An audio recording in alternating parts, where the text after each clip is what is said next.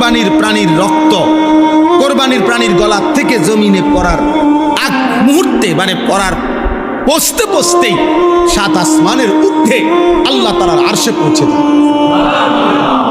আরশে পৌঁছে। এখন কল্পনা করেন তো, যে একটা গরু ছাগল যখন শোয়ায় জবাইয়ের জন্য, তখন গলা থেকে মাটি ব্যবধান করবে, আর গলার থেকে আরো 7 আসমানের ঊর্ধ্বে ব্যবধান করবে সমান সমান। গলার থেকে মাটির ব্যবধান 1 বিঘত তো হইতো না।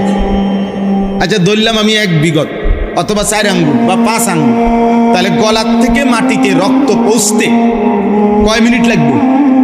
কয়েক সেকেন্ড, ধরে নিলাম 10 সেকেন্ড।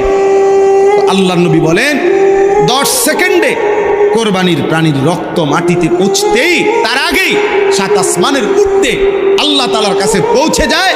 তৎক্ষণাৎ আল্লাহ তাআলা ফেরেশতাকে বলে, ফেরেশতা আমার বান্দার জন্য লিখে ফেল।